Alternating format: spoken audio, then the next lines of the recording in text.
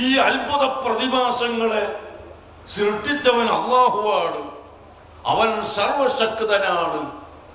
അല്ലാഹുവിന്റെ അപാരമായ കഴിവ്, ഖുദ്റത്ത്, അവന്റെ ശക്തി അതൊരു വ്യക്തിക്കും മനസ്സിലാക്കാൻ വരെ സാധ്യമല്ലാത്ത വിധം അഖില ലോക ചരാചരങ്ങളെ അത്ഭുതമായ നിലക്ക് സൃഷ്ടിച്ച് സംരക്ഷിച്ച് പരിപാലിക്കുന്ന അല്ലാഹു, അവനെയാണ് ഏറ്റവും അധികം പ്രിയം വെക്കേണ്ടത്. വല്ലദീന ആമനൂ അശദ്ദു ഹുബ്ബൻ ലില്ലാഹ്. സത്യവിശ്വാസികൾ, മുഅ്മിനീങ്ങൾ അല്ലാഹുവിനെ ഏറ്റവും അധികം പ്രിയം വെക്കും. അത് കഴിച്ചാൽ എന്നെ പ്രിയം വെക്കണം. നബി സല്ലല്ലാഹു അലൈഹി വസല്ലം തങ്ങൾ പഠിപ്പിക്കുകയാണ്. എങ്കിൽ മാത്രമേ നീ മുഅ്മിനാവുകയുള്ളൂ. ഉമർ ഇബ്നു ഖത്താബ് റളിയല്ലാഹു അൻഹു ഈ ആഖിർ സമാനിന്റെ ചെറുപ്പക്കാർക്ക് പഠിപ്പിക്കാൻ, ലോകത്തിന് പഠിപ്പിക്കാൻ ഒരു ചെറിയ ഭേദഗതി നിർണയിച്ചു. എന്താണ് അവർക്ക് പറയുന്നത്? അല്ലാഹുവിന്റെ ഹബീബ്, എനിക്ക് എന്റെ നഫ്സിനോടാണ് ഏറ്റവും അധികം പ്രിയം ഉള്ളത്. അത് കഴിച്ചാൽ പിന്നെ നബിതങ്ങളോടാണ് എനിക്ക് പ്രിയം. എന്റെ ശരീരത്തോട്, എന്റെ ആത്മാവിനോട് എനിക്കധികം പ്രിയം ഉണ്ട്. പ്രിയം കഴിച്ചാൽ പിന്നീട് തങ്ങളോടാണ്. അല്ലാഹുവിന്റെ ഹബീബ് പറഞ്ഞു,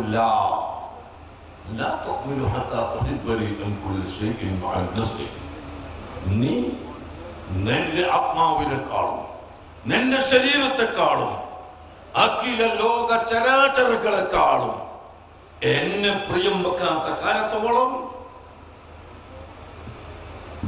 മുഅ്മിൻ ആവുകയില്ല. ഉടനെ പറയുന്നു,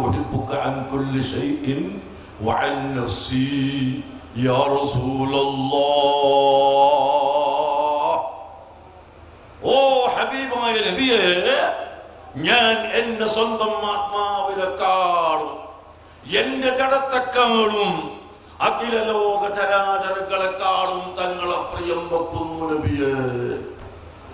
സുഹൃത്തുക്കളെ, അങ്ങനെ അല്ലാഹു സുബ്ഹാനഹു വ തആലയുടെ സൃഷ്ടികളിൽ വെച്ച് ഏറ്റവും അധികം പ്രിയം വെക്കേണ്ടത് ഹബീബായ മുഹമ്മദ് നബി സല്ലല്ലാഹു അലൈഹി വസല്ലമ തങ്ങളോടാണെന്ന് ഈ ഹദീസ് നമ്മളെ പഠിപ്പിക്കുന്നു.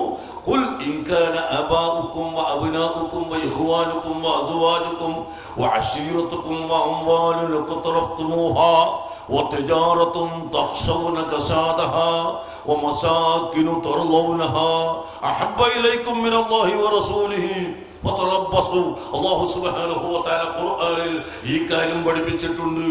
നിങ്ങളുടെ മാതാപിതാക്കൾ, നിങ്ങളുടെ സന്താനങ്ങൾ, ഭാര്യ ഭർത്താക്കൾ, ആത്മമിത്രങ്ങൾ, നിങ്ങൾ താമസിക്കുന്ന സൗധങ്ങൾ, നിങ്ങളുടെ സമ്പത്ത്, അങ്ങനെ അഖില ലോകത്തുള്ള ഏതെങ്കിലും ഒരു വസ്തു അഷ്റഫുൽ ഖൽഖ് സല്ലല്ലാഹു അലൈഹി വസല്ലം തങ്ങളെക്കാൾ നിങ്ങൾക്ക് പ്രിയം വന്നു പോയാൽ അല്ലാഹുവിന്റെ കഠിനമായ ശിക്ഷ നിങ്ങൾ പ്രതീക്ഷിക്കണം എന്ന് ഖുർആൻ പഠിപ്പിച്ചിട്ടുണ്ട്.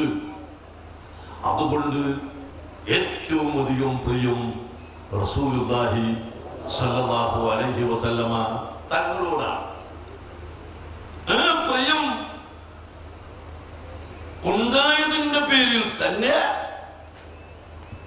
സയ്യിദുന അബൂബക്കർ സിദ്ദീഖ് റളിയല്ലാഹു അൻഹു സൃഷ്ടികളുടെ കൂട്ടത്തിൽ അമ്പിയാക്കളെ കഴിച്ചാൽ ഒന്നാമത്തെ സ്ഥാനം അബൂബക്കർ സിദ്ദീഖ് തങ്ങൾക്കാണ്. അതെന്താണ് കാരണം? ബിശൈഇൻ വഖിറ ഫീ ഖൽബിഹി മിൻ മുഹബ്ബത്തില്ലാഹി വ റസൂലിഹി, അല്ലാഹുവിനെയും അവന്റെ റസൂലിനെയും പ്രിയം വെക്കുക എന്ന വസ്തുത ലോകത്തെവിടെയുമില്ലാത്ത അത്ര സയ്യിദുന അബൂബക്കർ സിദ്ദീഖ് റളിയല്ലാഹു അൻഹുവിന്റെ ഖൽബിൽ ഉണ്ടായതുകൊണ്ട് ഒന്നാമത്തെ സ്ഥാനം അവിടത്തേക്ക് ലഭിച്ചു. രണ്ടാമത്തേത് ഞാൻ നേരത്തെ പറഞ്ഞതുപോലെ ഉമർ ഇബ്നു ഖത്താബ് തങ്ങൾക്ക് ലഭിച്ചു. ഉമർ ഇബ്നു ഖത്താബിന് ഈ ഹുബ്ബ് വന്നതുകൊണ്ട് കിട്ടിയ എത്ര ഗുണങ്ങളാണ്. ഒറ്റ ഒന്ന് മാത്രം പറയാം. ഇന്ന ശൈത്താന ലയജ്രി മിൻ ഇബ്നി ആദമ മജ്റദ്ദമി. പരിശുദ്ധ ഹദീസിൽ നബി സല്ലല്ലാഹു അലൈഹി വസല്ലമ തങ്ങൾ നമ്മെ പഠിപ്പിക്കുന്നു, മനുഷ്യന്റെ ജന്മശത്രുവായ പിശാച് ശരീരത്തിൽ കയറി രക്തത്തിന്റെ സഞ്ചാരമുള്ള എല്ലാ സ്ഥലത്തും, രക്തം എവിടെയെല്ലാം സർക്കുലേഷൻ ഉണ്ടോ, എവിടെയെല്ലാം സഞ്ചരിക്കുന്നുവോ അവിടെ മുഴുവനും കയറി നടക്കാനുള്ള കഴിവ് പിശാചിന് കൊടുത്തിട്ടുണ്ട്. അത്രയും മനുഷ്യന്റെ ശരീരത്തിന്റെ ഉള്ളിൽ വരെ കടക്കുന്ന പിശാച് ശൈത്താൻ. ഇദാ സലക ഉമറു ഫീ ഫജ്ജിൻ സലക ശൈത്താൻ ഫീ ഫജ്ജിൻ ആഖർ. ഉമർ ഇബ്നു ഖത്താബ് തങ്ങൾ ഒരു വഴിയിലേക്ക്, ഇങ്ങനെ ഒരു റോട്ടിലേക്ക് കടന്നു വന്നാൽ പിശാച് സലക ശൈത്താൻ ഫീ ഫജ്ജിൻ ആഖർ, മറ്റൊരു വഴിയിലേക്ക് കടന്നു കളയും. ഉമർ ഇബ്നു ഖത്താബ് നടന്നു വരുന്ന വഴിക്ക് പോലും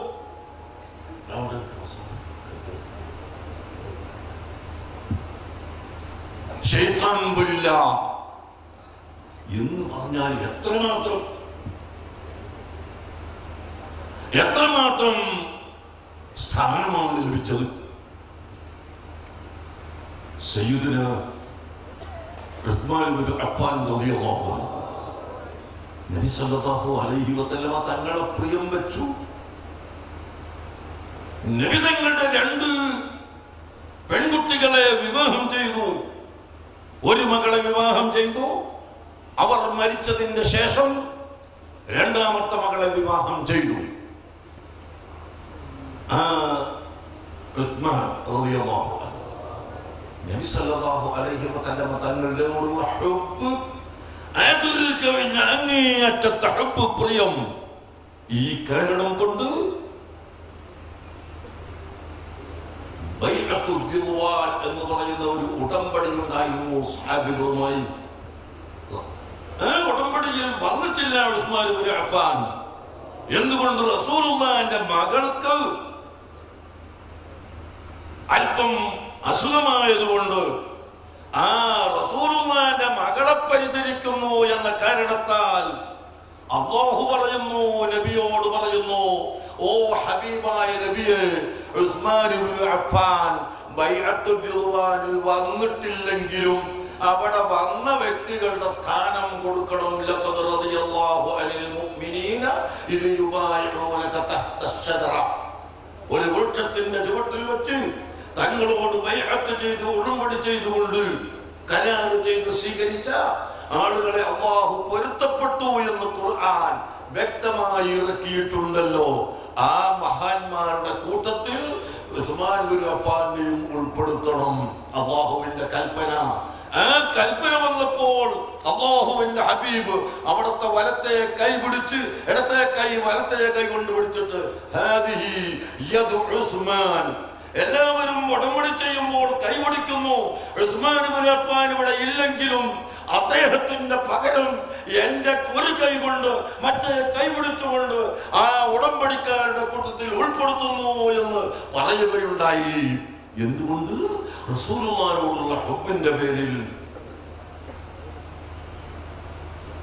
4ാമത്തത്, 4 ഖലീഫമാരിൽ 4ാമത്തത് അലി ഇബ്നു അബീ ത്വാലിബ് റളിയല്ലാഹു അൻഹു. ഒരു ദിവസം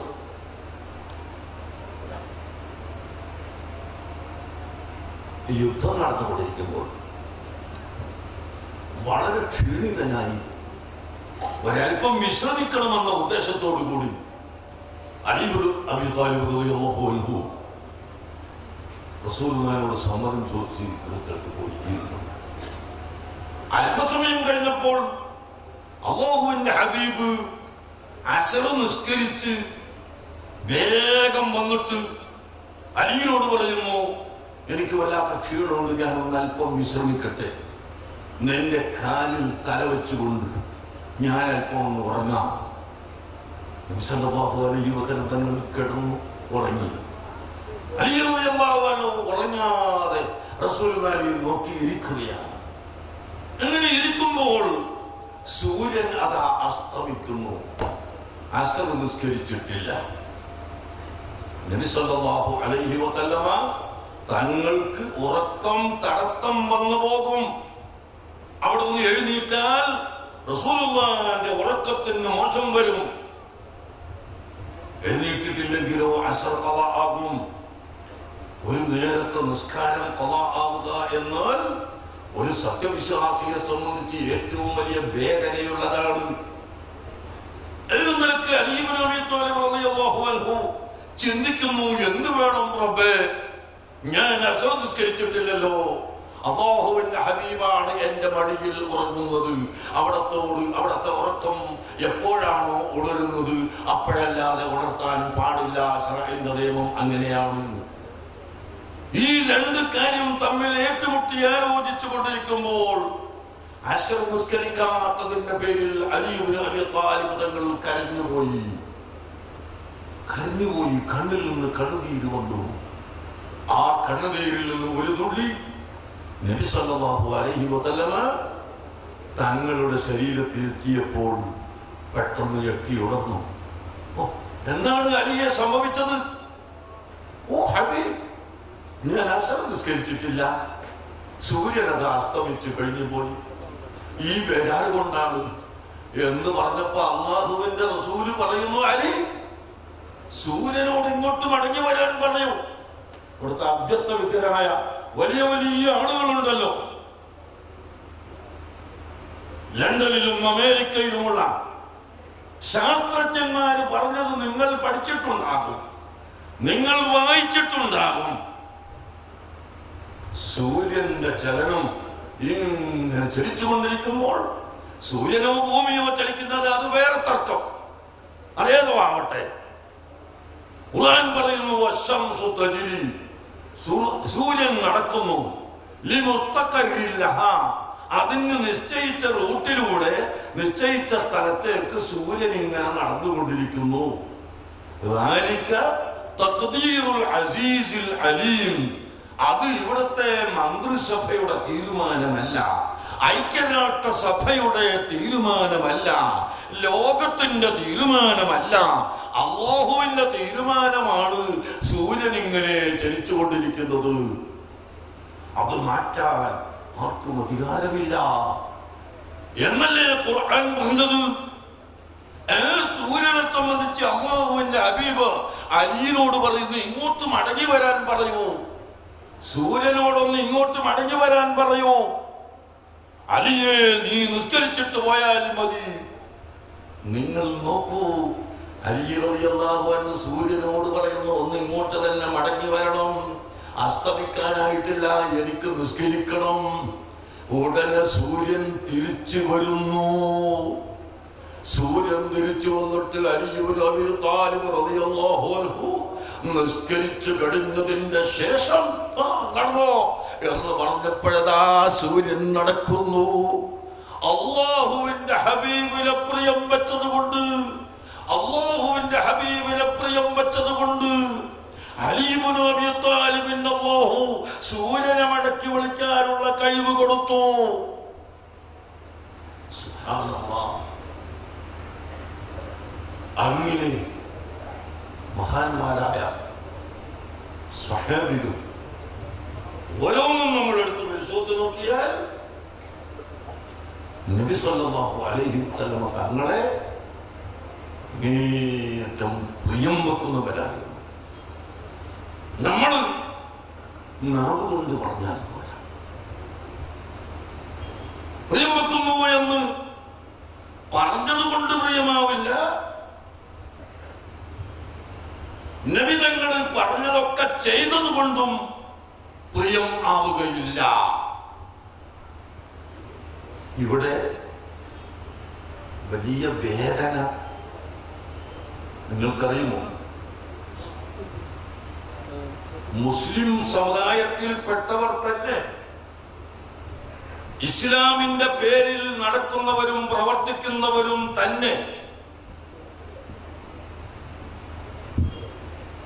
നബി സല്ലല്ലാഹു അലൈഹി വസല്ലം തങ്ങളെ മദ്ഹ് പറയാൻ പാടില്ല, അത് ശിർക്കാണ്, അത് കുഫ്റാണ് എന്ന് പറയുന്നവർ ഉണ്ട്. എന്റെ പ്രിയപ്പെട്ട നേതാക്കളോട്, രാഷ്ട്രീയ നേതാക്കളോട്, മറ്റു സുഹൃത്തുക്കളോട് ഞാൻ ഓർമ്മിപ്പിക്കുന്നു, ചിലപ്പോഴൊക്കെ ആരെങ്കിലും തെറ്റിദ്ധരിപ്പിക്കും. സുന്നികൾ എവിടെ കയറി നിന്നാലും മറ്റു കക്ഷികളെ വിമർശിക്കലാണ് അവരുടെ ജോലി, സുന്നികളാണ് കുഴപ്പമുണ്ടാക്കുന്നത് എന്ന് പറയുന്ന ചില ആളുകളെ നമുക്ക് കാണാൻ കഴിയും. അതുകൊണ്ട് നിങ്ങൾ ചിന്തിക്കാൻ വേണ്ടി ഒറ്റ വാക്ക് മാത്രം പറയട്ടെ.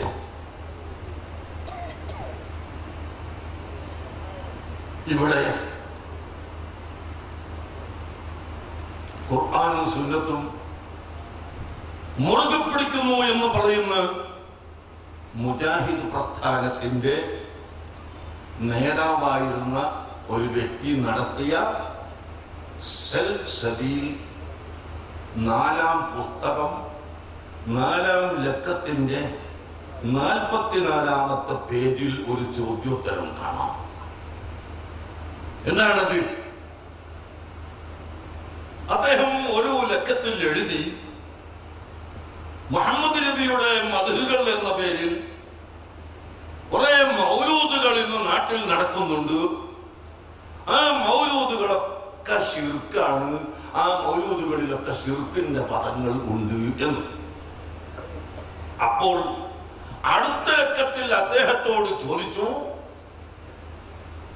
പരിശുദ്ധ ഖുർആനിൽ ധാരാളം ആയത്തുകൾ മുഹമ്മദ് നബി സല്ലല്ലാഹു അലൈഹി വസല്ലം തങ്ങളുടെ മദ്ഹ് പറയുന്ന ആയത്തുകൾ ഉണ്ടല്ലോ, അതുപോലെ നിരവധി ഹദീസുകളും ഉണ്ടല്ലോ.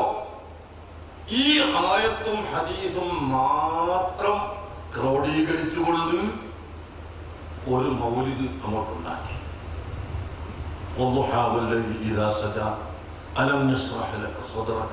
തുടങ്ങിയ സൂറത്തുകൾ മുഴുവനും റസൂലുള്ളാഹിന്റെ മൗലിദുകളാണ്, റസൂലുള്ളാഹിന്റെ മദ്ഹ് പറയുന്ന സൂറത്തുകളാണ്. ഇൻഷാ അല്ലാഹ് സമയം കിട്ടിയെങ്കിൽ അല്പസമയത്തിന് ശേഷം ഞാൻ നിങ്ങൾക്ക് കേൾപ്പിച്ചത്. അപ്പോ ഖുർആനിലുടനീളം നമ്മൾ പരിശോധിച്ച് നോക്കിയാൽ മുഹമ്മദ് നബി സല്ലല്ലാഹു അലൈഹി വസല്ലമ തങ്ങളെ മദ്ഹ് പറയുന്ന, പ്രശംസിക്കുന്ന, പ്രകീർത്തിക്കുന്ന നിരവധി ആയത്തുകളുണ്ട്. ഈ ആയത്തുകൾ ക്രോഡീകരിച്ചുകൊണ്ട് അതുപോലെയുള്ള ഹദീസുകളും സഹീഹായ ഹദീസും എടുത്ത് ക്രോഡീകരിച്ച് അത് ഒരു മനുഷ്യൻ ചെല്ലിയാൽ അവന്റെ വിധി എന്താ? നിങ്ങൾ ചിന്തിക്കണം. സ്റ്റേജിൽ നമുക്ക് കേൾക്കണ്ടല്ലോ അല്ലേ? പുറത്തോട്ട് ബാക്കിലോട്ട് കേൾക്കണില്ലേ? ഞങ്ങൾ കുഴപ്പമുണ്ടാക്കുന്നുണ്ടോ, ഞങ്ങൾ ആക്ഷേപിക്കുന്നുണ്ടോ എന്ന് മനസ്സിലാക്കാനാണ് ഞാൻ പറയുന്നത്. ഈ ചോദ്യം ചോദിച്ചതിന് ഞാൻ പറഞ്ഞല്ലോ, സൽസബീല്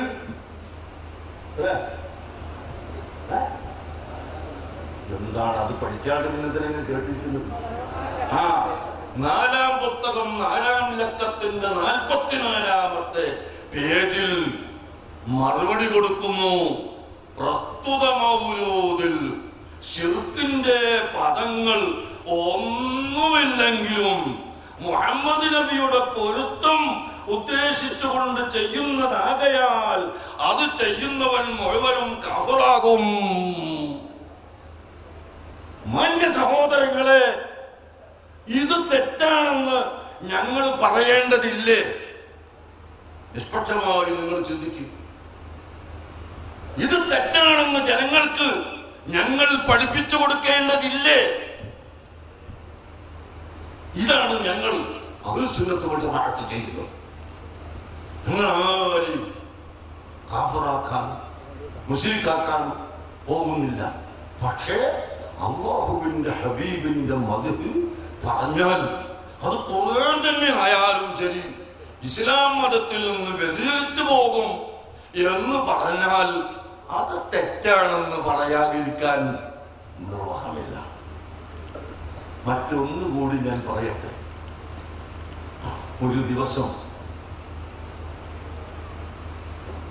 കോഴിക്കോട്ട് വന്നു എറണാകുളത്തുള്ള കുറച്ച് അഡ്വക്കറ്റുമാരുണ്ട്, മറ്റ് വ്യക്തികളുണ്ട്, കോഴിക്കോട്ടുള്ള വ്യക്തികളുണ്ട്, മലപ്പുറത്തുള്ള 1-2 വ്യക്തികളുണ്ട്. ഏകദേശം 15ഓളം വ്യക്തികൾ കോഴിക്കോട്ട് കാലിക്കറ്റ് ടവറിൽ 512ാമത്തെ റൂമിൽ വന്നു. എന്നോട് പറഞ്ഞു, ഉസ്താദെ, ഇവിടെ എല്ലാവരും യോജിച്ച് നടക്കണം, അതുകൊണ്ട് ഞമ്മക്കൊരു ഐക്യ വേദി ഉണ്ടാക്കണം. ഞാൻ പറഞ്ഞു, ഒരൊറ്റ കാര്യം ഞാൻ ചോദിക്കട്ടെ. ഇന്ന് കേരളത്തിൽ മുജാഹിദുകളുടെ, ഞാൻ കക്ഷിയിൽ എതിർക്കല്ല, എന്നാലും പേര് പറയാതിരുന്നാൽ മനസ്സിലാവില്ലല്ലോ, മുജാഹിദുകളുടെ ഏറ്റവും വലിയ പ്രാസംഗികൻ ആയി ഇന്ന് അറിയപ്പെടുന്ന ഒരു വ്യക്തി, അദ്ദേഹത്തിന്റെ ഒരു കാസറ്റ് 10,000-കണക്കിന് അല്ലെങ്കിൽ ലക്ഷക്കണക്കിന് കേരളത്തിലും ഗൾഫ് നാടുകളിലും സൗജന്യമായി വിതരണം ചെയ്യുന്നുണ്ട്. ആ കാസറ്റിൽ പറഞ്ഞ ഒരുപാട് വാക്കുകളിൽ ഒന്ന്, സൗദി അറേബ്യയിൽ കേരളത്തിലെ മുജാഹിദുകൾക്ക് ഭരണം കിട്ടുകയായിരുന്നു എങ്കിൽ ആദ്യമായി ഞങ്ങൾ ചെയ്യുന്ന ജോലി ആ മദീനത്ത് കാണുന്ന പച്ചക്കുപ്പ തച്ചൊടക്കലായിരിക്കും. ഇവിടെ ഉണ്ട്, ഇപ്പൊ ഞാൻ ഹാജരാക്കി നിങ്ങൾക്ക് കേൾപ്പിച്ചു തരാം. പ്രിയപ്പെട്ട സഹോദരങ്ങളെ, ഇത് ഞാൻ പറഞ്ഞപ്പോൾ എറണാകുളത്ത് നിന്ന് തന്നെ വന്ന ഒരു വ്യക്തി പറഞ്ഞു, അത് വല്ല യഹൂദിയോ മറ്റോ പറഞ്ഞതായിരിക്കും എന്ന്. ഞാൻ പറഞ്ഞു, യഹൂദിയാണോ എന്ന് എനിക്കറിയില്ല, ഇന്ന മൗലവിയാണ്, ആ മൗലവിന്റെ കാസറ്റ് ഇതാന്ന് പറഞ്ഞിട്ട് ഞാനങ്ങ് കേൾപ്പിച്ചു കൊടുത്തു. ഇവരുമായി ഞങ്ങൾ എങ്ങനെയാണ് ഐക്യമുണ്ടാക്കുക? ഞങ്ങളാണോ ഐക്യത്തിന് വിരോധി, അതല്ലെങ്കിൽ ഇത് പറയുന്നവരാണോ ഐക്യത്തിന് വിരോധി എന്ന് ഞാൻ ചോദിച്ചതോടുകൂടി ഇത് പറയുന്നവരോട് എതിർക്കുക തന്നെ വേണമെന്ന് ഈ വന്ന മുഴുവൻ ആളുകളും പറഞ്ഞു. അതിൽ മുസ്ലിം ഐക്യവേദി ഉണ്ടാക്കാൻ അന്ന് പ്രവർത്തിച്ചിരുന്നതിന്റെ ജനറൽ സെക്രട്ടറി എറണാകുളത്തിലാണ്. അദ്ദേഹം ഉണ്ടായിരുന്നു എന്റെ കൂടെ. ഞാൻ പറയുന്നു, മദീന മുനവ്വറയിലെ ആ ഖുബ്ബ സയ്യിദുനാ മുഹമ്മദുർ റസൂലുള്ളാഹി സല്ലല്ലാഹു അലൈഹി വസല്ലമ തങ്ങളുടെ ഖബറു ശരീഫിന്റെ മുകളിൽ എടുക്കപ്പെട്ട ഖുബ്ബ, ആ പച്ച നിറത്തിലുള്ള ഖുബ്ബ തച്ചൊടുക്കലാണ് ഞങ്ങളുടെ ഒന്നാമത്തെ ജോലി. ഞങ്ങൾക്ക് സൗദിയിൽ ഭരണം കിട്ടിയാൽ എന്ന് പറയുന്നുവെങ്കിൽ ഇത് മനുഷ്യന് പറയാൻ പറ്റിയതോ വിശ്വസിക്കാൻ പറ്റിയതോ ആണോ അല്ലേ എന്ന് നിങ്ങളൊന്ന് ചിന്തിക്കൂ. എത്ര ലക്ഷം നിങ്ങളാണ് അത് കാണുന്നത്? എത്ര കൊല്ലമായി അത് സ്ഥാപിച്ചിട്ട്? ഈ ലോകത്തുള്ള ഒറ്റ ആലിമും അത് തെറ്റാണെന്ന് പറഞ്ഞിട്ടില്ല. ഇന്ന് വരെ സൗദി അറേബ്യ പറഞ്ഞിട്ടില്ല. അതുപോലെ മിസ്രിലെ ഉലമാവ് പറഞ്ഞിട്ടില്ല, ഷാമിലെ ഉലമാവ് പറഞ്ഞിട്ടില്ല, ബഗ്ദാദിലെ ഉലമാവ് പറഞ്ഞിട്ടില്ല, മൊറോക്കോയിലെ ഉലമാവ് പറഞ്ഞിട്ടില്ല, പാകിസ്ഥാനിലെ ഉലമാവ് പറഞ്ഞിട്ടില്ല, ഇന്ത്യയിലെ ഉലമാവ് പറഞ്ഞിട്ടില്ല. ലോകത്തെവിടെയുമുള്ള ആലിമ്യങ്ങൾ പറയാത്ത ഒരു കാര്യം, മുഹമ്മദ് നബിയുടെ ഖബറിന്റെ മുകളിലുള്ള ഖുബ്ബ അച്ചടക്കലാണ് ഞങ്ങൾക്ക് ഭരണം കിട്ടിയ കാത്തുന്നോട് സൗദിയിൽ ഭരണം നടക്കാൻ.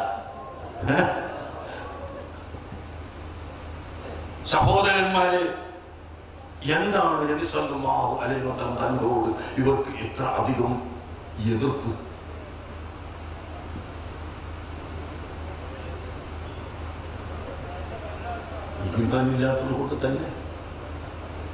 ഈമാനില്ലാത്തത് കൊണ്ട് തന്നെ കപട വിശ്വാസം ഹൃദയത്തിലുള്ളത് കൊണ്ട് തന്നെ. അതിൽ ഞാനൊരു തെളിവ് പറയാം. സൂറത്തുൽ മുനാഫിഖൂൻ, സൂറത്തുൽ മുനാഫിഖീൻ വെള്ളിയാഴ്ച നിങ്ങൾ ജുമുഅക്ക് കേൾക്കുന്ന ഒരു സൂറയാണ്. മുനാഫിക്കുകളെ സംബന്ധിച്ച് പറയുന്ന സൂറ.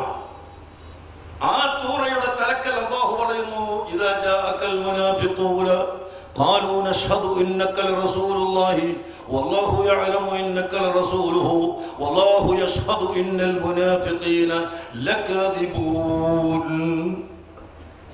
إذا جاءك المنافقون കപട വിശ്വാസികൾ തങ്ങളെടുക്കൽ വന്നാൽ കാലു അവർ പറയും നഷ്ഹദു ഞങ്ങൾ സാക്ഷ്യം വഹിക്കുന്നു ഇന്നക റസൂലുള്ളാഹി തീർച്ചയായും തങ്ങൾ അല്ലാഹുവിന്റെ റസൂലാണ് എന്ന് ഞങ്ങൾ സാക്ഷ്യം വഹിക്കുന്നു എന്ന് കപട വിശ്വാസികൾ പറയും.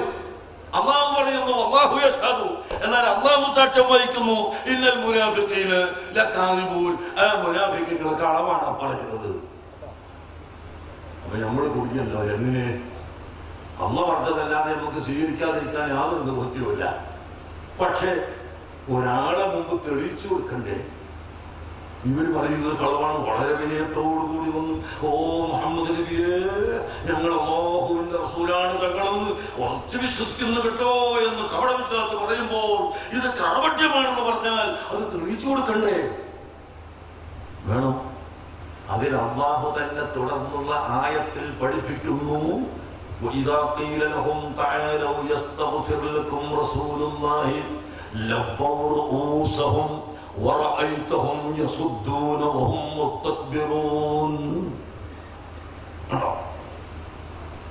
കപടവിശ്വാസികളാണ് അവർ എന്ന് പറഞ്ഞതിന് തെളിവ് വൈദാ ഖീല ലഹും അവരോട് പറയപ്പെട്ടാൽ തഅലൗ നിങ്ങൾ വരുവീൻ യസ്തഗ്ഫിർ ലക്കും റസൂലുള്ളാഹി നിങ്ങൾക്ക് അല്ലാഹുവിന്റെ റസൂല് പൊറുക്കലിനെ തേടാൻ, അഥവാ നിങ്ങൾ ദോഷം ചെയ്ത് നിങ്ങൾ പാപം ചെയ്ത് കുറ്റം ചെയ്തു പോയിട്ടുണ്ടെങ്കിൽ അത് പുറത്തു കിട്ടുന്നതിന് നിങ്ങൾ ആദ്യമായി റസൂലുള്ളാഹിനോട് പറയുകയും റസൂലുള്ളാഹിനെ കൊണ്ട് പൊറുക്കൽ തേടിക്കുകയും വേണം. എന്നിട്ട് നിങ്ങളും പൊറുക്കലിനെ തേടണം. എന്നാൽ മാത്രമേ അള്ളാഹു പൊറുക്കുകയുള്ളൂ. അതുകൊണ്ട് നിങ്ങളൊന്ന് വരൂ, നമ്മൾ റസൂലുള്ളാഹിനെ കൊണ്ട് പൊറുക്കലിനെ തേടിക്കുക എന്ന് പറയപ്പെട്ടാൽ എന്താ ലവ്വറൂസഹും അവരുടെ തലകൾ അവർ തിരിച്ചു കളയും. ഞങ്ങൾക്ക് അല്ലാഹുവിനോട് പറഞ്ഞാൽ മതി, ഞങ്ങൾക്ക് വേറെ ഒരാൾ വേണ്ട, മുഹമ്മദ് നബിയെ കൊണ്ട് പ്രാർത്ഥിപ്പിക്കേണ്ട ആവശ്യമില്ല എന്ന് പറഞ്ഞുകൊണ്ട് അഹങ്കരിച്ച് കിബിർ കാണിച്ച് അവർ തലതിരിച്ചു പോകുന്നത് കാണാം. അതാണ് അവർ കപട വിശ്വാസികളാണെന്ന് പറഞ്ഞതിന്റെ തെളിവെന്ന് പരിശുദ്ധ ഖുർആൻ തന്നെ പഠിപ്പിക്കുന്നു.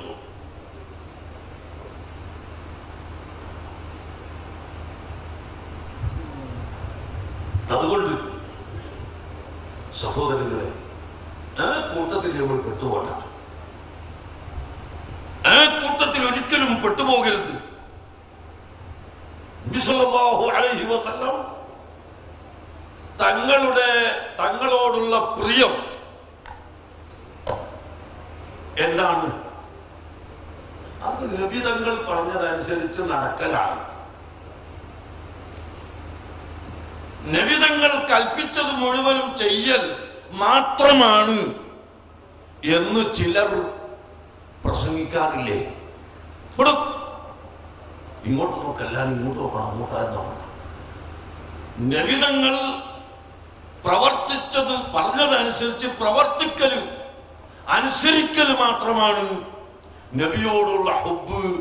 നേരെ മറിച്ച് നബിന്റെ മത് ഇങ്ങനെ പറയലല്ല എന്ന് ചില വിവരമില്ലാത്തവർ പറയാറുണ്ട്. ഞാൻ ചോദിക്കുന്നു, ഇവിടെ എറണാകുളം പോലീസ് സ്റ്റേഷനിൽ ഒരാളെ പിടിച്ചു കൊണ്ടുപോയി, എന്നിട്ട് ഇരിക്കട്ടവിടെ ഇരിക്കുന്നു, നിൽക്കുന്നു പറയുമ്പോൾ നിൽക്കുന്നു, ഓടുന്നു പറയുമ്പോൾ ഓടുന്നു, മടക്കി വരാൻ പറയുമ്പോൾ മടക്കി വരുന്നു, ഇടയ്ക്ക് തലക്ക് മുട്ടുകൊടുക്കുന്നു. ഇപ്പോ ഈ പോലീസുകാരൻ പറഞ്ഞത് മുഴുവനും അനുസരിച്ചില്ല ഇയാള്.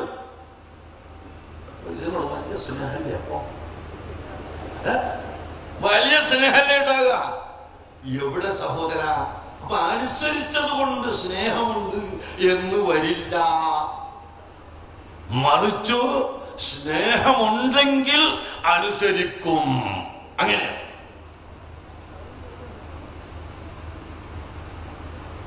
പരിശുദ്ധ ഖുർആൻ പറയുന്നത് കേട്ടോ, ഫല്ലദീന ആമനൂ ബിഹി, നബി സല്ലല്ലാഹു അലൈഹി വസല്ലം തങ്ങളെ കൊണ്ട് വിശ്വസിച്ചവർ. ഒന്ന് വിശ്വാസം, രണ്ടാമത്തത് വഅസ്സറൂഹു, നബി സല്ലല്ലാഹു അലൈഹി വസല്ലം തങ്ങളെ ബഹുമാനിക്കുകയും ആദരിക്കുകയും ചെയ്തവർ. ഇത് രണ്ടാമത്തതാണ്. വനസറൂഹു, നബി സല്ലല്ലാഹു അലൈഹി വസല്ലം തങ്ങളെയും അവിടുത്തെ ദീനിനെയും സഹായിക്കുകയും ചെയ്തവർ. ഇത് മൂന്നാമത്തത്. വത്തബഉൻ നൂറല്ലദീ ഉൻസില മഅഹു, നബി തങ്ങൾ കൊണ്ടുവന്ന കാര്യങ്ങളോട് അനുഗമിക്കുകയും ചെയ്തവർ. ഉലൈക ഹുമുൽ മുഫ്ലിഹൂൻ, അവർ വിജയികളാണ് എന്നാണ് പരിശുദ്ധ ഖുർആൻ പഠിപ്പിക്കുന്നത്. അപ്പോൾ നബിതങ്ങൾ കൊണ്ടുവന്നത് അനുസരിക്കൽ വേറെയാണ്, നബിതങ്ങളോടുള്ള പ്രിയം വേറെയാണ്, നബിതങ്ങളെ കൊണ്ട് വിശ്വസിക്കൽ വേറെയാണ്, നബിതങ്ങളെ സഹായിക്കൽ വേറെയാണ്. ഈ 4 കാര്യം വേണം.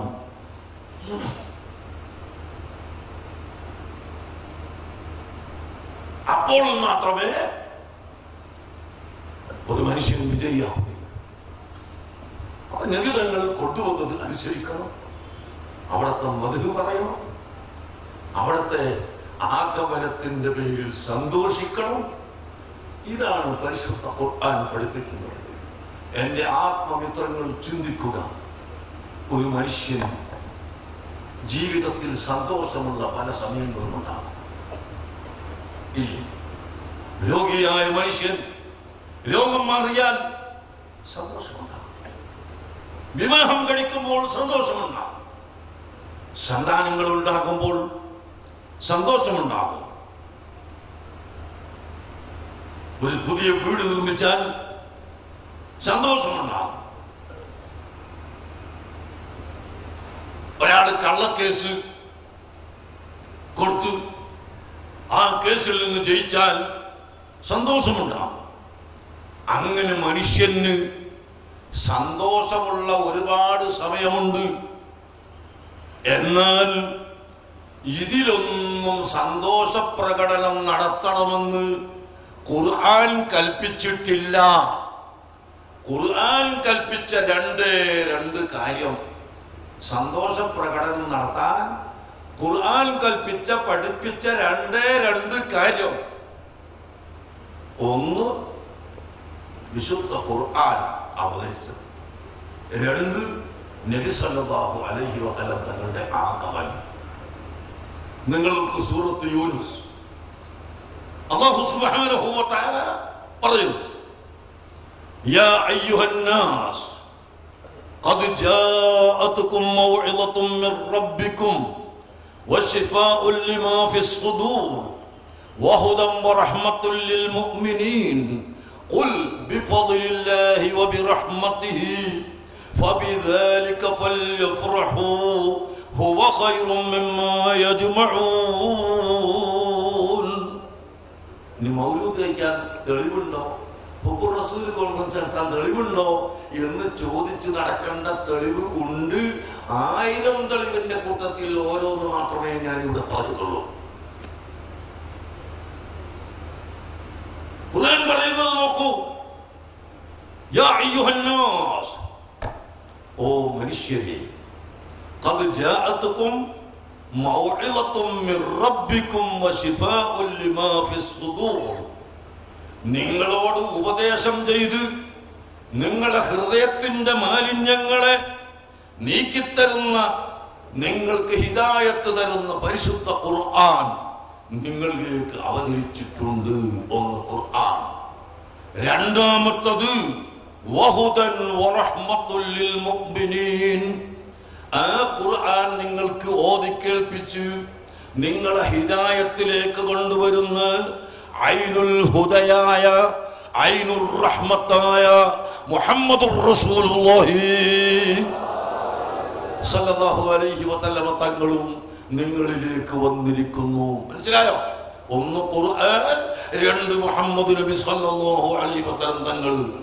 ഈ 2 കാര്യം നിങ്ങൾക്ക് അല്ലാഹു തന്നിട്ടുണ്ട് എന്ന് പറഞ്ഞതിന്റെ ശേഷം അല്ലാഹു പറയുന്നു, ഖുൽ മെഹബൂബ് ആ ഫർമായിയെ, അല്ലയോ മെഹബൂബായ നബിയെ, അവിടുന്ന് പറഞ്ഞു കൊടുക്കുക, ബിഫദ്ലില്ലാഹി വബിറഹ്മതിഹി, ഇത് അല്ലാഹുവിന്റെ ഫദ്ല് കൊണ്ടും അല്ലാഹുവിന്റെ റഹ്മത്ത് കൊണ്ടും നിങ്ങൾക്ക് കിട്ടിയതാണ് എന്ന് പറഞ്ഞതിന് ശേഷം പരിശുദ്ധ ഖുർആൻ അസന്നിഗ്ധമായി പ്രഖ്യാപിക്കുന്നു, ഫബിദാലിക ഫൽയഫ്റഹൂ.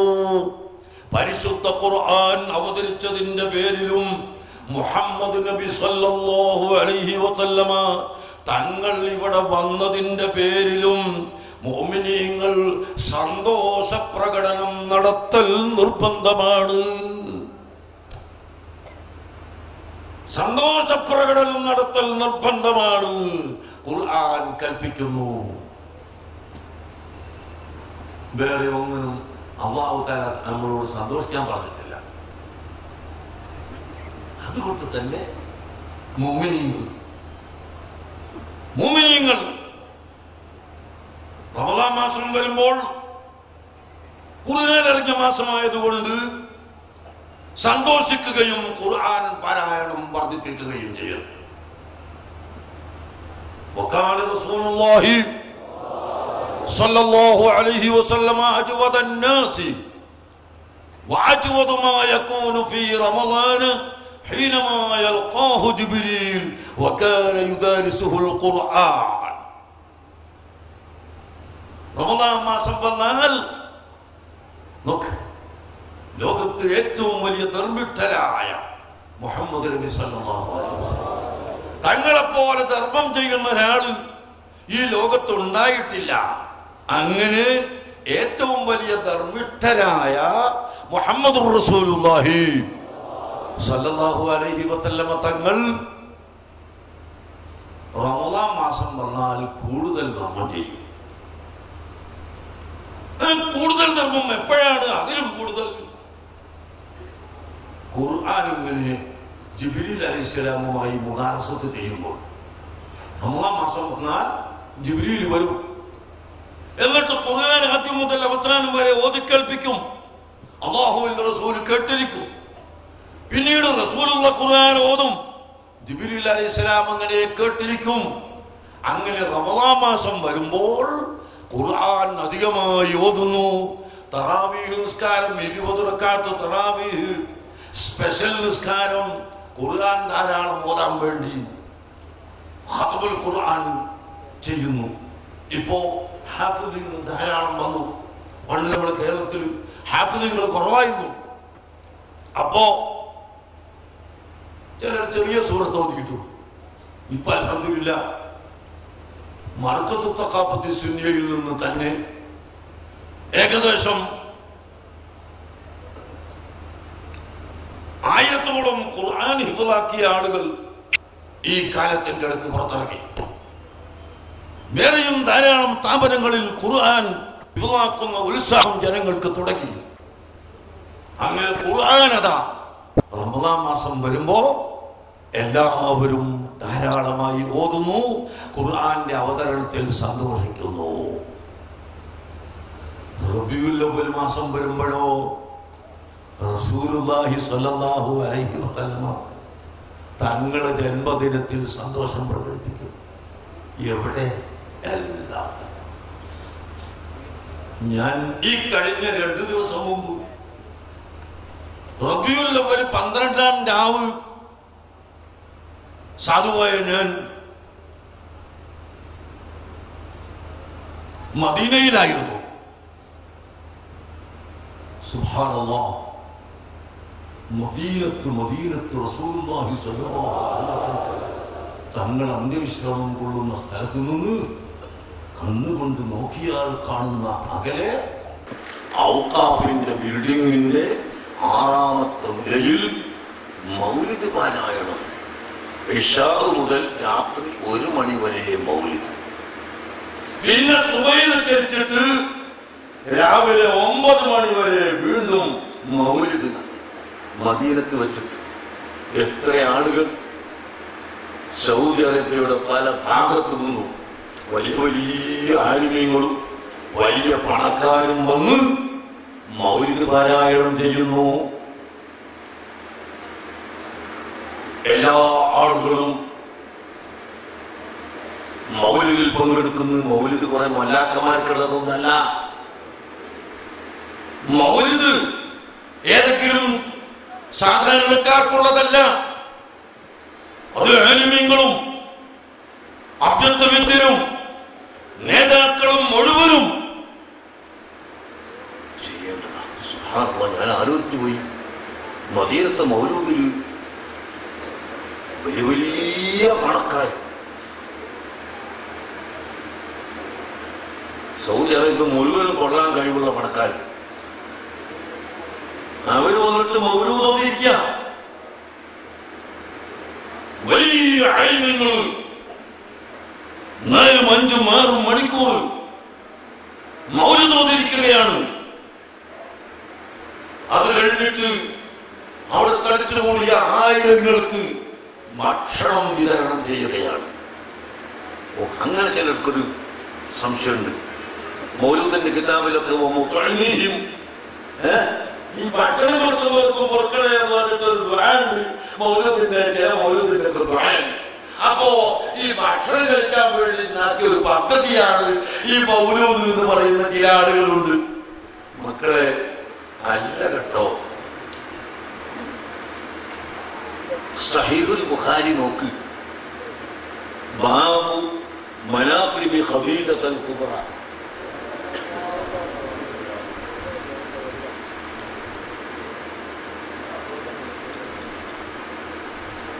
ഖദീജ ബീവി റളിയല്ലാഹു അൻഹയുടെ മനാഖിബ് പറയുന്ന ഒരു അധ്യായം സഹീഹുൽ ബുഖാരിയിൽ കാണാം.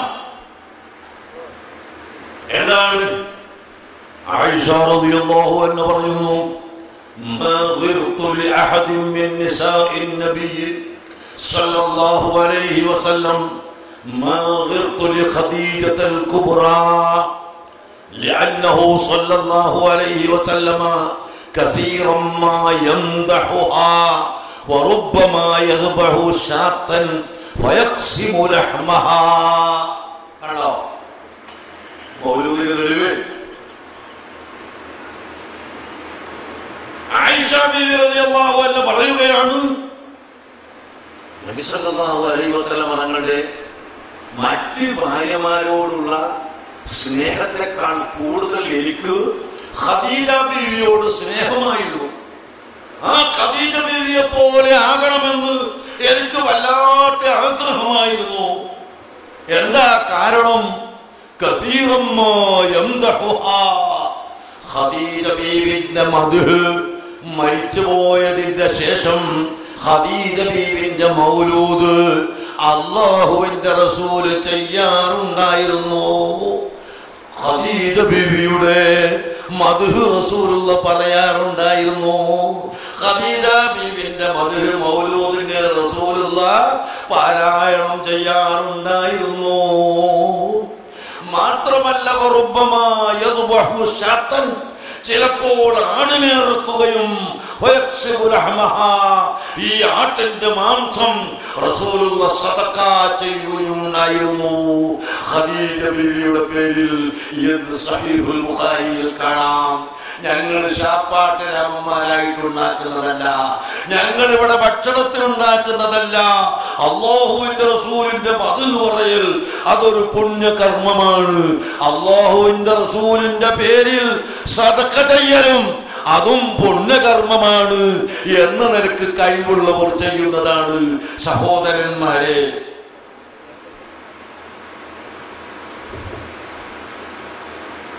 ഇടക്ക് ഒരു കാര്യം പറയട്ടെ.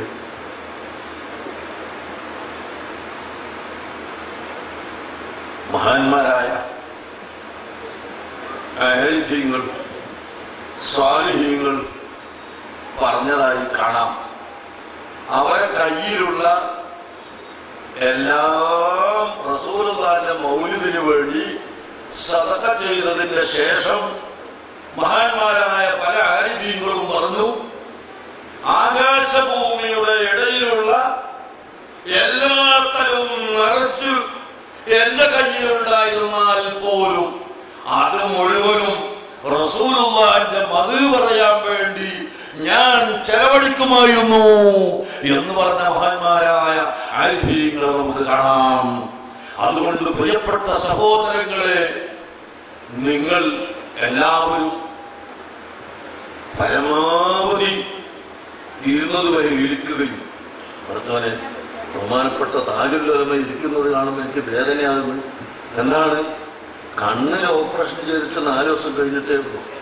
തല അനക്കാൻ പാടില്ല, ഉറക്കൊഴിയാൻ പാടില്ല, അനങ്ങാൻ പാടില്ല എന്ന് ഡോക്ടർമാർ പറഞ്ഞ കണ്ണ് മനുഷ്യന്റെ പ്രധാനപ്പെട്ട ഒരു അവയവമല്ലേ. അല്ലാഹു തആല ശിഫാക്കി കൊടുക്കട്ടെ, അല്ലാഹു ദീർഘായുസ്സ് നൽകട്ടെ. നമുക്കെല്ലാവർക്കും അഭയമായി ബഹുമാനപ്പെട്ട തങ്ങളവർക്ക് അല്ലാഹു തആല ദീർഘായുസ്സും ആഫിയത്തും നൽകട്ടെ. നമുക്കെല്ലാവർക്കും അല്ലാഹു ദീർഘായുസ്സും ആഫിയത്തും പ്രദാനം ചെയ്യുമാറാകട്ടെ. ഇവിടെ ഈ പരിപാടി സംഘടിപ്പിച്ചതിന് വലിയ ഭീമമായ തുക ചെലവായിട്ടുണ്ട്. അത് കടമെടുത്ത് ചെലവഴിച്ചതാണ്. അതുകൊണ്ട് നിങ്ങളെല്ലാവരെയും സമീപിക്കുമ്പോൾ വഴു കേൾക്കുന്നത് മുടങ്ങാതെ നിങ്ങളുടെ മുമ്പിൽ ബക്കറ്റുമായി വരുമ്പോ അതിട്ട് കൊടുക്കാൻ എല്ലാവരും കൈയെടുത്ത് ഇങ്ങനെ കയ്യിൽ വെച്ചുകൊള്ളുക. അവിടെ നിൽക്കാൻ സമ്മതിക്കരുത്, വേഗം പിന്നെ പെട്ടെന്ന് പോകണം. അതുകൊണ്ട് നിങ്ങളെ സമീപിക്കുമെന്ന് ഓർമ്മപ്പെടും.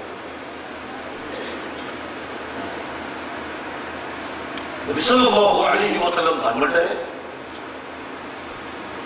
ചരിത്രം പറയുന്നത്, മദ്ഹ് പറയുന്നത് ഈ കാലഘട്ടത്തിൽ പ്രത്യേകിച്ചും അനിവാര്യമാണ്. എന്താണ് അതിന് കാരണം? ഇന്ന് നാം കേൾക്കുന്നു ലോകത്തെങ്ങും ടെററിസത്തിന്റെ ശബ്ദം, ഭീകരതയുടെ തീവ്രതയുടെ ശബ്ദം നാം ലോകത്തെങ്ങും കേൾക്കുകയാണ്. നാം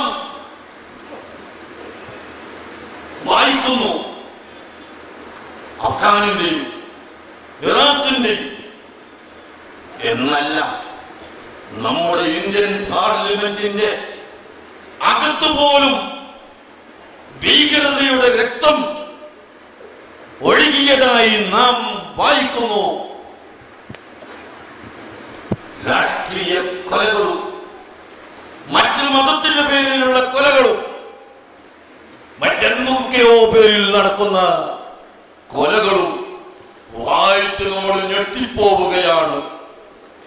ഈ കാലഘട്ടത്തിൽ എനിക്ക് പറയാനുള്ളത് മുസ്ലിമീങ്ങൾ മാത്രമല്ല, എല്ലാ മതത്തിനും മതമില്ലാത്തവരും മുഹമ്മദ് നബി സല്ലല്ലാഹു അലൈഹി വസല്ലം തങ്ങളുടെ ചരിത്രം പഠിക്കണം. ഒന്ന് നോക്ക് നിങ്ങൾ, ഞാൻ ചോദിക്കുന്നു,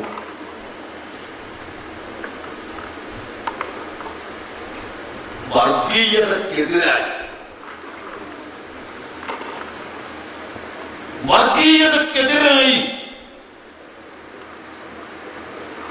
നബി സല്ലല്ലാഹു അലൈഹി വസല്ലം തങ്ങൾ പഠിപ്പിച്ച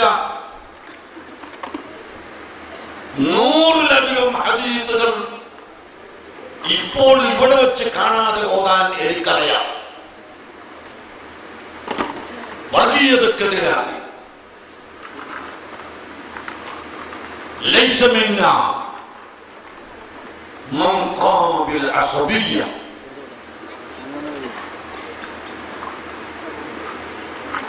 വർഗീയത കൊണ്ട് പ്രവർത്തിച്ചവനും വർഗീയതയ്ക്ക് വേണ്ടി നിലകൊണ്ടവനും നമ്മളിൽപ്പെട്ടവനല്ലെന്ന് അല്ലാഹുവിന്റെ ഹബീബ് മുഹമ്മദ് നബി സല്ലല്ലാഹു അലൈഹി വസല്ലം തങ്ങൾ പഠിപ്പിച്ചു. ഇതല്ലേ പരിശുദ്ധ ഖുർആൻ പഠിപ്പിക്കുന്നത്? ഇസ്ലാം ലോകത്ത് പ്രചരിച്ചത്, ഇസ്ലാം ലോകത്ത് വളർന്നത് വാളും കുന്തവും ഉപയോഗിച്ചല്ല, ബോംബുകൾ പൊട്ടിച്ചല്ല, ഭീകരത കൊണ്ടും തീവ്രത കൊണ്ടും അല്ല. മറിച്ച് ഖുർആൻ പറയുന്നു, ഫബിമാ റഹ്മത്തിൻ മിനല്ലാഹി ലിൻത ലഹും വലൗ കുൻത ഫല്ലൻ വലിയൽ ഖൽബി ലം ഫല്ലൂ മിൻ ഹൗലിക. പരിശുദ്ധ ഖുർആൻ പറയുന്നത് കേട്ടോ, ഫബിമാ റഹ്മത്തിൻ റഹ്മത്തിൻ മിനല്ലാഹി ലിൻതലഹും. ഓ ഹബീബായ മുഹമ്മദ് നബിയെ, തങ്ങൾ അള്ളാഹുവിന്റെ അനുഗ്രഹം കൊണ്ട് ജനങ്ങളോട് വളരെ വിനയത്തിലാണ് ബന്ധപ്പെട്ടുകൊണ്ടിരിക്കുന്നത്. ഏറ്റവും വലിയ വിനയമുള്ള ആളായിട്ടാണ് തങ്ങൾ ജീവിക്കുന്നത്.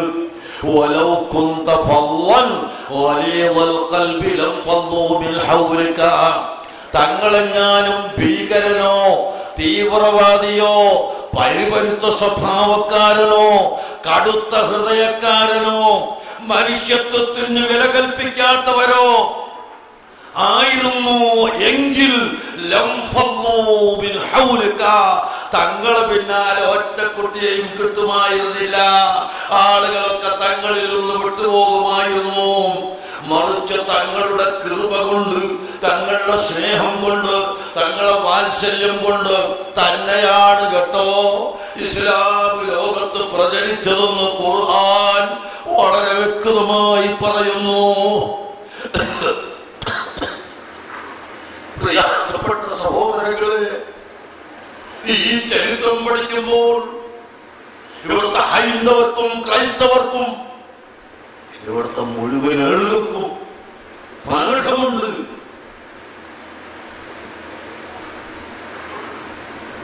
എന്റെ പ്രിയപ്പെട്ട പത്രക്കാരോട് ഇടയ്ക്ക് വെച്ച് ഞാൻ സാധാരണമായി പറയട്ടെ, കേരളത്തിലെ വൻകിട പത്രങ്ങളിൽ ചിലത് ഇത്തരം പരിപാടികളെ മൂടിവെക്കാൻ ശ്രമിക്കുകയും അവരിത് കാണാതെ പോവുകയും ചെയ്യുന്നതിൽ നമുക്ക് വേദനയുണ്ട്. അതേ സമയത്ത് ഒരുപാട് പത്രങ്ങൾ, വൻകിടയും ചെറുകിടയുമായ ഒരുപാട് പത്രങ്ങൾ അൽഹംദുലില്ലാഹ് നമ്മുടെ സുന്നി പ്രസ്ഥാനത്തിന്റെയും റസൂലിന്റെയും പരിപാടികൾ പ്രചരിപ്പിക്കുകയും എഴുതുകയും ചെയ്യുന്നതിൽ അതിയായ സന്തോഷവും കൃതജ്ഞതയും ഉണ്ട് എന്ന് കൂടി ഞാൻ ഓർമ്മപ്പെടുത്തുന്നു. അതുകൊണ്ട് ഈ മൂടിവെക്കാൻ ശ്രമിക്കുന്നവർ വളരെ ഗൗരവമായി ചിന്തിച്ചിട്ട് വേണം മനസ്സിലാക്കാൻ. ഈ കാണുന്ന ജനലക്ഷങ്ങൾ നിങ്ങളെ പത്രം വായിക്കുന്നവരാണ്. നിങ്ങൾ ഓർക്കണം, മൂടിവെക്കുന്നവർക്ക് മാത്രമേ അത് ബാധകമാവുകയുള്ളൂ എന്ന് ഞാൻ എന്റെ പ്രിയപ്പെട്ട പത്രക്കാരോട് പറയുന്നു. അല്ലാത്തവർക്കൊന്നും ബാധകമല്ല. ഏതാണെന്ന് നമുക്ക് പിന്നീട് അതോ അവർക്കറിയാം, അറിഞ്ഞാൽ മതി. അതുകൊണ്ട് നാളെ മുതൽക്കെങ്കിലും നമ്മളെ ഈ പ്രസ്ഥാനം ഇവിടെ ഉണ്ട്, സുന്നത്ത് ജമാഅത്തിന്റെ ശബ്ദം ഇവിടെയുണ്ട് എന്ന് നിങ്ങൾ മനസ്സിലാക്കണം. എല്ലാവരും മനസ്സിലാക്കണം. ഇപ്പോ ഇവിടെ ഒരു സമ്മേളനം വെച്ച് ഇന്ന് തന്നെ അപ്പുറത്ത് വേറൊരു സമ്മേളനം. റബീഉൽ അവ്വൽ നാളെ ഇല്ലേ? റബീഉൽ അവ്വൽ ഇന്നലെ ഇല്ലേ? റബീഉൽ അവ്വൽ എത്ര ദിവസമുണ്ട്? എന്തിനാണ് അതോ ഇവിടെ ആര് കൂടാണ്ടാന്ന് വെച്ചിട്ടാ? അൽഹംദുലില്ലാഹ്, വലിയ ഭാഗ്യമായി അവര് അങ്ങനെ ഒന്ന് വെച്ചത് കൊണ്ട് ഇവിടെ കൂടിയത് മുഴുവനും സുന്നത്ത് ജമാഅത്തിന്റെ മുഹബ്ബീങ്ങളാണ്, താജുൽ ഉലമയുടെ അനുയായികളാണ് എന്ന് മനസ്സിലാക്കാൻ നമുക്ക് സാധിച്ചല്ലോ. എന്താണ് ജനങ്ങളെ നിങ്ങൾക്ക് ഇപ്പോഴും ഉറക്ക് തെളിയാത്തത്? നിങ്ങൾക്ക് എന്തുകൊണ്ട് ഉറക്ക് തെളിയാത്തത്? ബന്ധമില്ല. ആരതിനകത്ത് വന്നുകൊണ്ടിരുന്നത് അങ്ങനെ ഒരു വേട് ടൈപ്പ് ചെയ്ത് വെച്ചിട്ട് പത്രത്തിൽ എറണാകുളത്ത് നടക്കുന്ന റസൂൽ കോൺഗ്രസുമായി സമത്വക്ക് ബന്ധമില്ല. ആരോ ബന്ധമുണ്ട് നമ്മളവര്.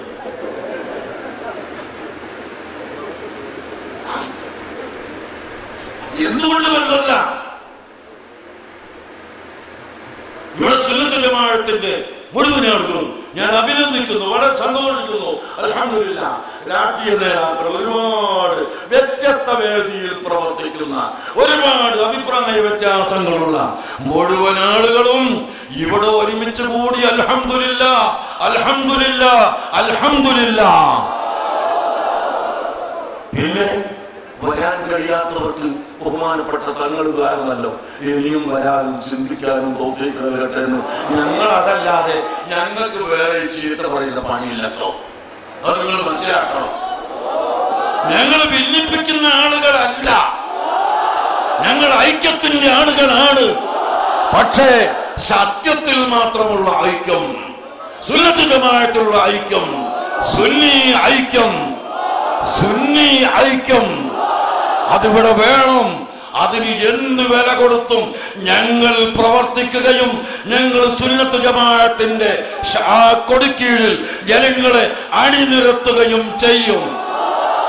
അതിനെല്ലാവരും സഹകരിക്കുക, എല്ലാവരും കൂടുക, ഞങ്ങൾ അങ്ങോട്ടും കൂടാം. സുന്നത്ത് ജമാഅത്തിന് വേണ്ടി മാത്രം, അല്ലാത്തതിൽ ഞങ്ങൾക്ക് നിർവാഹമല്ല. റസൂലുള്ളാഹിന്റെ കൊമ്പ വളർത്തിയറിയണമെന്ന് പറയുന്നവരെ കൂടെ കൂടാൻ ഞങ്ങൾക്ക് നിർവാഹമില്ല. റസൂലുള്ളാഹിന്റെ ബദൽ പറയുന്ന ആളുകൾ അത് തെറ്റിപ്പോയി എന്ന് പറയുന്നവരെ കൂടെ ചെല്ലാൻ ഞങ്ങൾക്ക് വഴിയില്ല. അതുപോലെ ഭീകരവാദം വേണമെന്ന് പറയുന്ന ആളുകളെ കൂടെ ചേരാൻ ഞങ്ങൾക്കൊരിക്കലും സാധ്യമല്ല. ഭീകരത കൊണ്ട് ഇസ്ലാം ഇവിടെ വളർന്നിട്ടില്ല.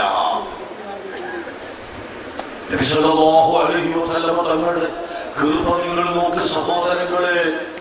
മനുഷ്യരോട് മാത്രമല്ല, ഈ ലോകത്തുള്ള മുഴുവൻ ജീവികൾക്കും റഹ്മത്തെന്നല്ലേ ഖുർആൻ പറഞ്ഞത്. വമാ അർസൽനാക ഇല്ലാ റഹ്മത്തൽ ലിൽ ആലമീൻ. അഖില ലോകത്തിനും റഹ്മത്തായിട്ടല്ലാതെ തങ്ങളെ നമ്മൾ അയച്ചിട്ടില്ല എന്നല്ലേ ഖുർആൻ പറഞ്ഞത്. ഒരു ചെറിയ ഉദാഹരണം പറയട്ടെ സഹോദരങ്ങളെ. ഇങ്ങോട്ട് നോക്കണേ. ഒരു ദിവസം അല്ലാഹുവിന്റെ ഹബീബും അവിടുത്തെ സഹാബത്തും ഇരിക്കുന്ന സമയത്ത് അതാ ഒരു കാള ഓടി വരുന്നു, ഒരു മൃഗം ഓടി വരുന്നു കേട്ടോ.